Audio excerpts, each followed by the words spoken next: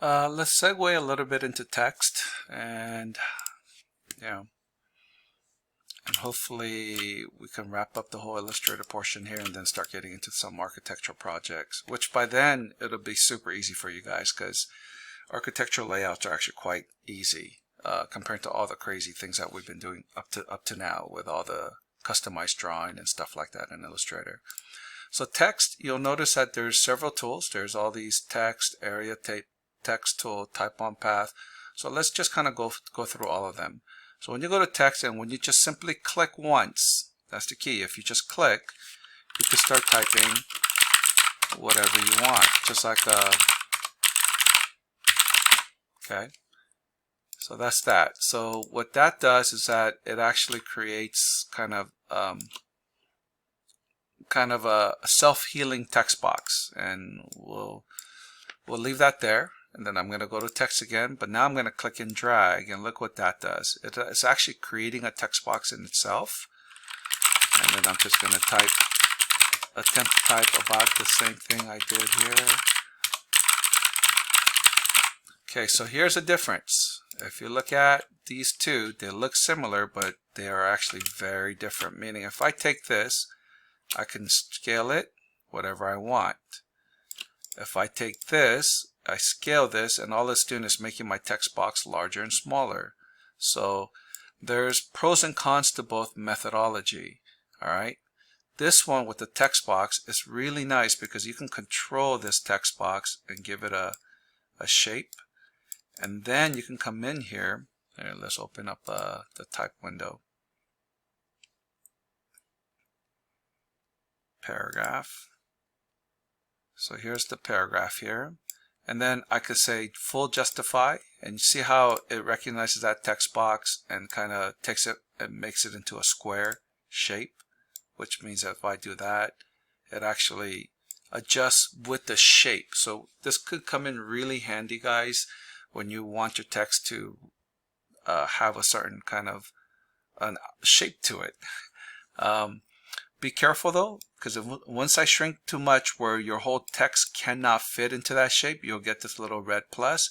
That just means that you have text that's hidden, that you can't show it within this size. So once you enlarge it, that'll disappear. Whereas this one doesn't give you that kind of option, right? Because it doesn't have a text box. So be aware that when you take this text tool, it makes a difference whether you just click and start typing or you click and drag and create a text box.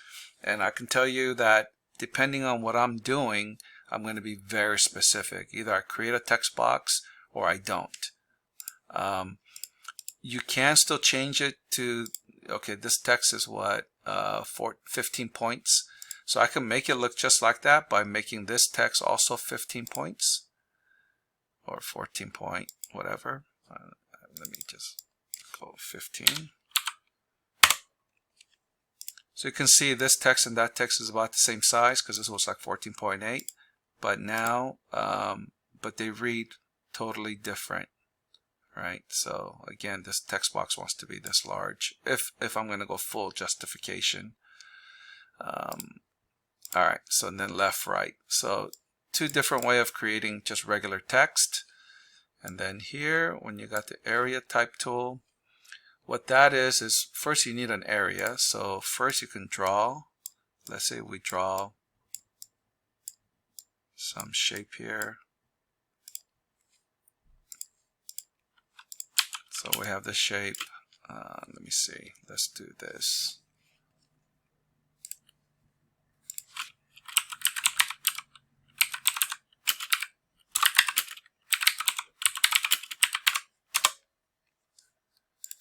So I'm just online right now. Sorry, you guys can't see the screen, but I'm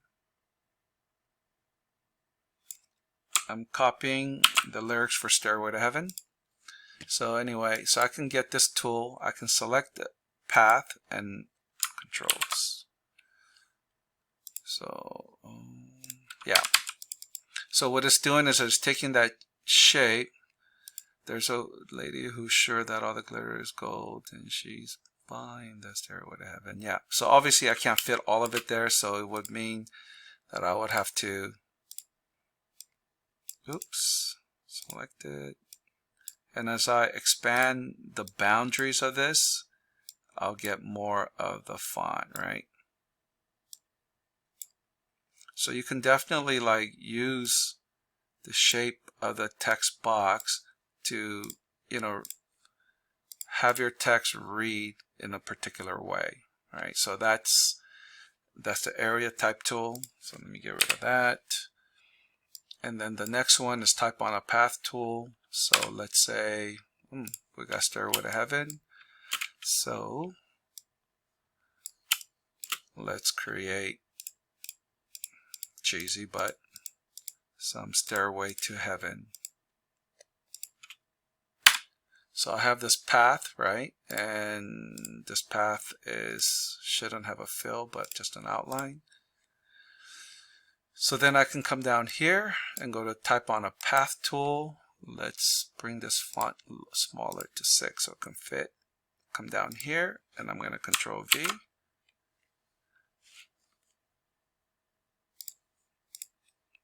And here is, why didn't it start from way down here?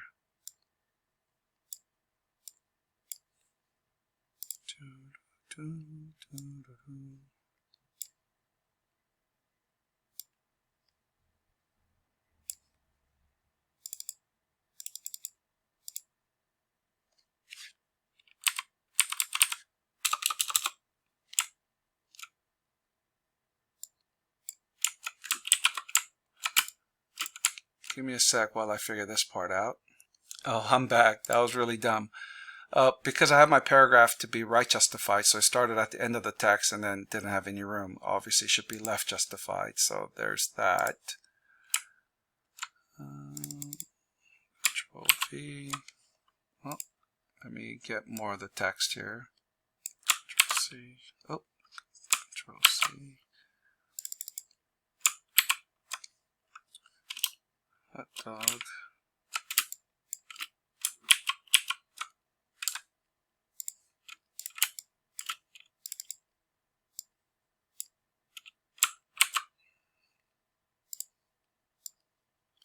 All right. Why isn't the other text? Control C. Oh, maybe it's because, yeah, when I downloaded from the internet, the formatting was a little bit funky. So obviously it has to be all in a single, oops.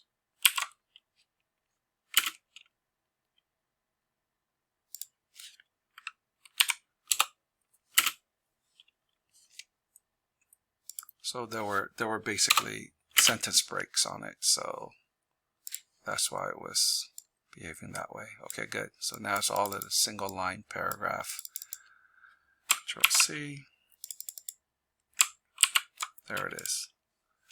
So there you go. So this is a text on a path tool example.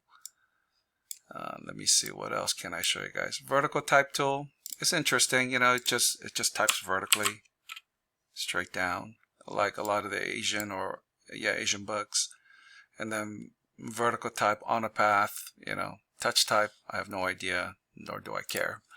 So you have all of these kind of text tools that you guys have at your disposal, and there's so much more. I rather you guys actually just kind of Google Illustrator text tool, and there's so many more functions and things like that in terms of paragraph and character style and leading and line spacing and text spacing. It's so much more subtlety, and that whole art is called typography. So something that you guys can kind of look into in the future. But right now, I think that's all you guys need to learn about basically text. All right, let's do that one. That one looks actually kind of interesting and fun. So I'm going to come down here. I'm going to lock that. Hopefully it'll be like 10 minutes or so, and then that's it.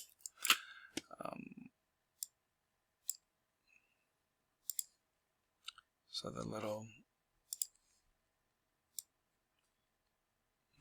so these are kind of like kind of cool little modified Keith Haring kind of artwork. So I'm just gonna, you know what, I'm just gonna block it out. And I'm gonna customize it myself.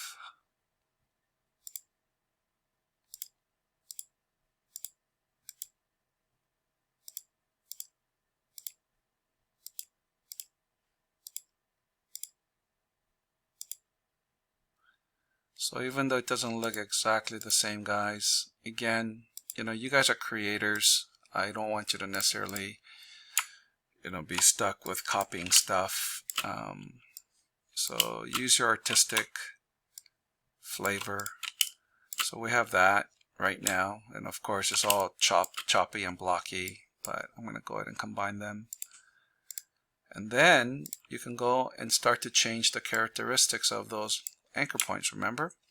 So I can take that, kind of round it off, you know. Oops.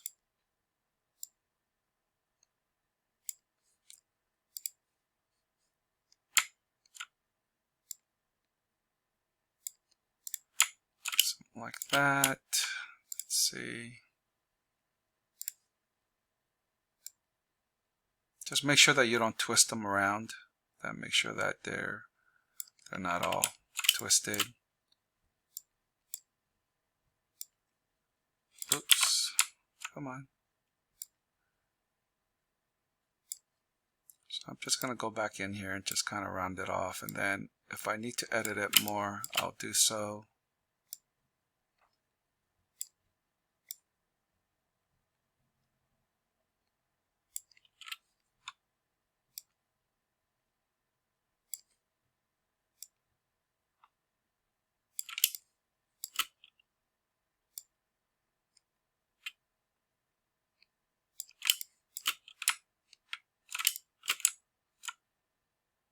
I'm going to keep that one sharp.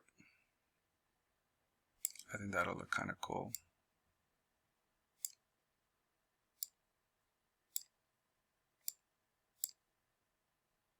Maybe keep that one sharp. Oops. That's real funky. Okay, I'll come back and fix that later.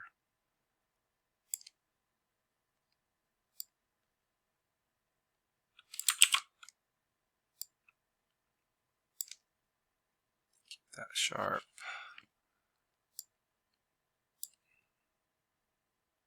Keep that one sharp.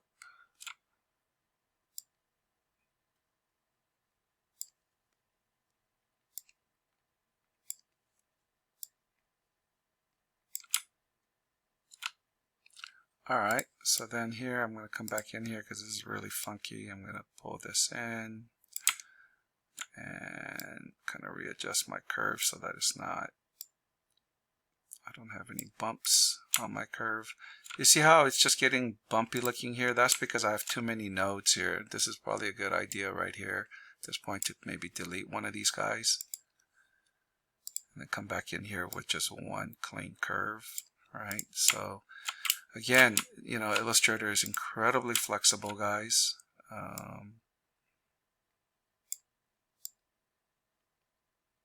Just give it like a little pointy feet there.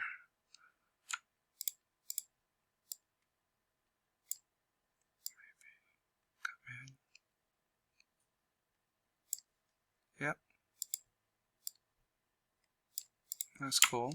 I'm okay with that. I think that looks pretty good. And then, you know, they have this gold gradient color-ish going right now. It's probably just a circular that's just going all the way across. But anyway, I think what I'm going to do is, so there's a center point somewhere here. Let's try this. And guys, like this is kind of live actually, so just excuse me if things don't come out, you know, perfect. So pattern, repeat radio. Again, you know, there's only 1, 2, 3, 4, 5, 6. It doesn't matter how many, but that's how you change. So I got 6 of them. You know, you can change the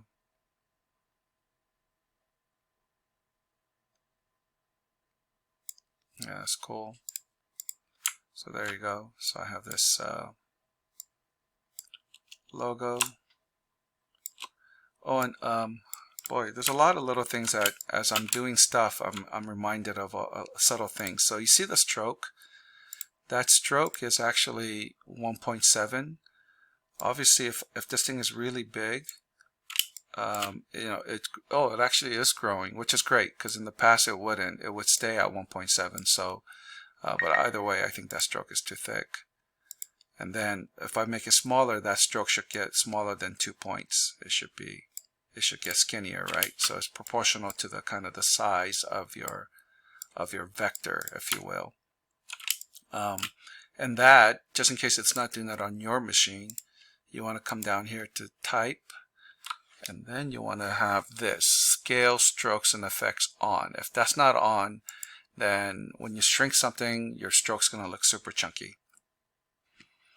Alright guys, so now let's kind of make this this gradient. This one's actually a little bit trickier just because it seems like there's like a white gradient and then goes from white to gold, but you know, it's kind of happening globally from the center out. So I can't like put a gradient on this guy and then copy it, because then it wouldn't look right. So I think what I'm gonna try to do is I have this, and of course this is still a smart object, meaning it's that pattern thing. So I'm going to go to object, and then I'm going to expand, or meaning to break apart basically. So now I have that, you know, so they're all broken apart, and let me just see if it'll fill. Okay. Alright, so cool. But I'm going to keep it clear for now, no fill. And then I'm going to come in here and make a circle.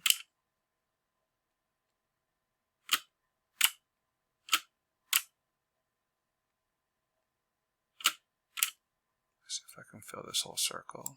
Yep. And then I'm going to fill that circle with this gradient, this gold gradient here. Alright, and then let me make it white.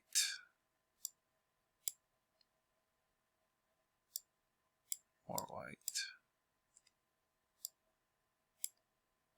Okay, so I have that. And let me take this circle and go to arrange, send to back.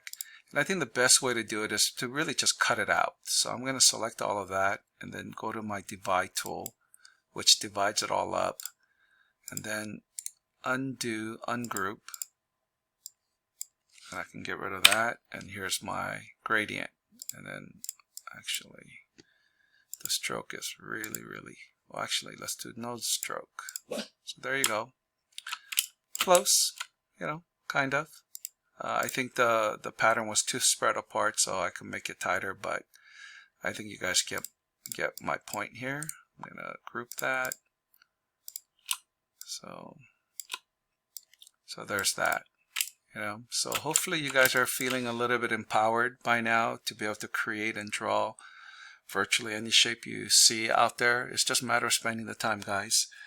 Okay, so I think that's pretty much it for really introduction to Illustrator. We will see you, and then we'll start to do some architectural layouts.